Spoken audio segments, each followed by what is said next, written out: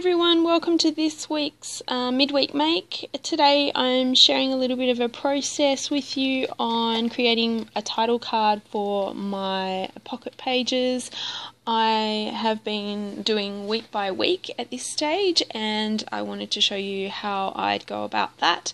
And I was looking at these thickers and didn't have any ease, so I wanted to share with you how I created some ease from the thickers that I had. So just to let you know, these thickers are nutmeg and they're in spinach colour, so they're a chipboard thicker, and I didn't have any ease left, but I did still have a lot of the other letters, and I do have 2 other packets of these, but I didn't want to crack into the new packet and use them when I still had a bunch of letters left. So I noticed that the A's actually could be turned upside down and the little loop at the bottom right hand side could be trimmed off, and it looked very much like an E. So I was quite surprised because it's not something I've thought of before. I have seen other people, turning an F into a T, or those kind of things, turning an H into a U, turning letters upside down to create other letters. And so I hadn't sort of used them in that way before, turning an A into an E, and I had 5 A's left, so I felt like it was a better use of the thickers and a good way to I guess use up some more of those sheets before I open up a new packet. And so I hate seeing thickers go to waste as well, so we pay fairly good money for them, so it's good to make sure that we get the best use out of them as possible. The only time that I've had any trouble with creating other letters out of current ones is that when you have the puffy sticker ones, obviously when you cut into a puffy sticker it's open, so unless you can cut it open and then close it off again and get the right angle, it can look a little bit messy.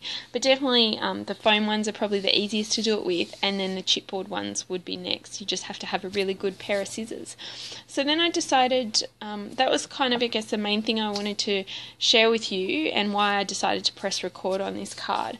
But because I was already recording, I thought I'd share the whole design process with you.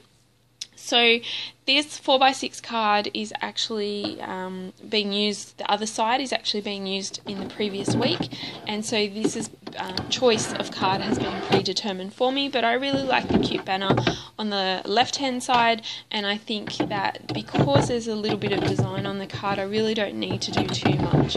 But I did like that chipboard bicycle that you can see on the bottom of the screen, and just thought it needed something else to go behind it. So I've pulled out my watercolours. They're just an inexpensive set of watercolours from Big W. I think the brand is Micador, and I didn't quite have the green that I wanted, so I was hoping to pick up on the green that's the top banner of those pennants down the side, but the green that I had was particularly bright, the light green, and then there was some darker greens that were really deep. And so I start by taking some white and just adding that to the little palette that's in the lid, and then add a light green and a more sort of darker green that's got a brown undertone to it, and create the sort of softer green that I'm looking for rather than a really bright, vibrant green.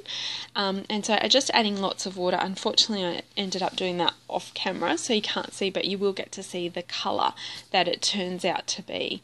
So that's one of the great things about using watercolours and mediums that are similar to that, is that you can sort of create your own colours. So this particular set has like a fair amount of colours in it. I think there's around about I want to say 24, but I actually think there's a few more than that. And what I find is that if the colours aren't there that I need, then it's quite easy to recreate or create colours that really match what I'm trying to do. And the same can be said for things like watercolour pencils or any kind of wet medium, distress inks, that kind of thing. You can go ahead and create your own colour palette.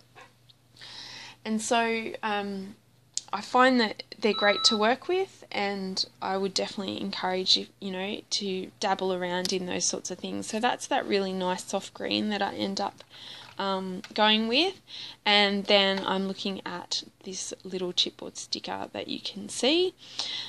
The other thing about using watercolours is that you can just gently or lightly put the water on, which means that it's not going to take a long time to dry, and I literally it dries while I'm doing this video, and I stick the sticker on over the top.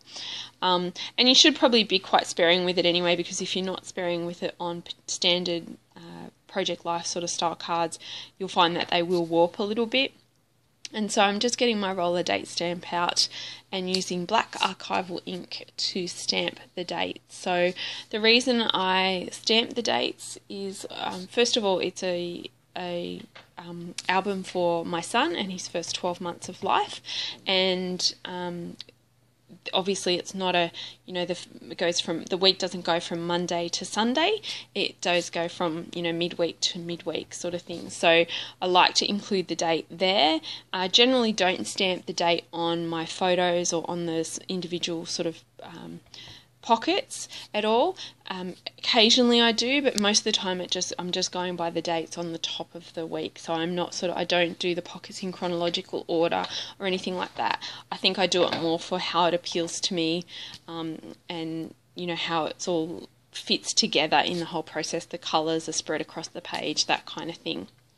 So just adding that little bicycle there after I've stamped the date, and then I just feel like there's something missing, and I start raiding my stash to see if I can find something else that's just going to help fill that page up and bring it all together. I try not to put too much on my title cards, so you can see week 16 there through the pocket as well. There's a little bit more on the left hand side of the week 16 card, but that's because there was something on that 4x6 card that I really wanted to cover up. It was a speech bubble, and the wording wasn't right, and I did try and minimise how much I covered up by adding some clouds and just using the speech bubble part as a cloud in the background, but it just didn't work, so I ended up covering up the whole thing.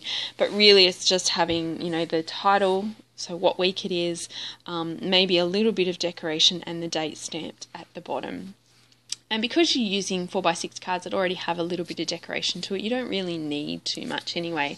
So I'm just searching through my stash, and this is one of my favourite products. These are from Craft, and I can't remember the name of the actual product, but I bought 3 packets of these, and they have about 4 sticker sheets in each pack, and I had them all out separately, but now I just use them together. So I've got a whole bunch of them, and they have banner stickers, and you can see there's some arrows, they're all individual there, some love hearts, some word stickers, phrases, all that sort of stuff, speech bubbles. So they're really, really versatile, and I tend to pull them out when I'm looking for just little things to embellish.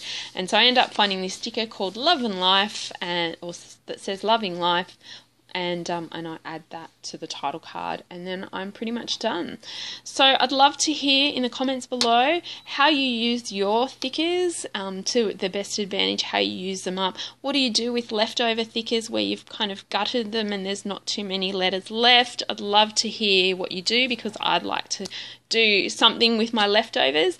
Give this video a thumbs up if you liked it, subscribe to my channel if you'd like to see more, and I'll catch you in the next video. Have a great week.